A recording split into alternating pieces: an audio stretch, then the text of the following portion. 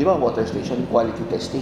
So ako na bahala doon. Hindi, yung water testing, sir, magre-recommenda kami ng laboratory na pwedeng mag-test sa'yo. Nasa iyo, kung may kilala ka, kung wala kang kilala, pwede kami mag-recommenda. Ang kagandahan sa Maynila, apakadami dyan. On your protection, hindi namin pwedeng suhulan na, oy, dapat pasado yan. Hindi pwedeng yan. Independent talaga. Yes. Kailangan pasado yung tubig natin. Mag-report ka rin naman sa amin eh. Sir, bagsak tayo sa ganito ah. Anong dahilan? Usually, sir, ang nakikita lang naman na nagpipid yung sa heterotopic plate count, HPC. Nakukuha yun sa hangin, nakukuha sa lalagyan ng bote, yun. Pero yung product, hindi mabagsak eh. Subok na yan, boss. Tsaka lahat naman ng bumili dito, sir, nakakuha ng permit. Sabihin, sa 5,000 water station, ikaw lang hindi makakuha ng permit. Kalokohan yun, Brad. May problema na ang munisipyo mo. Kapag na-required ka ng NWRB na kumuha ng water permit, kukuha ka talaga na.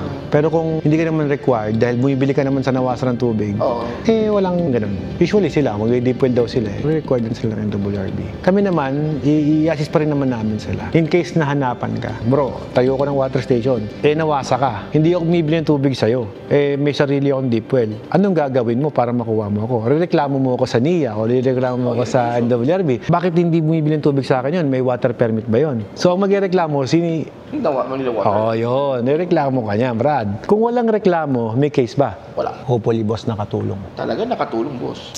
Thank you.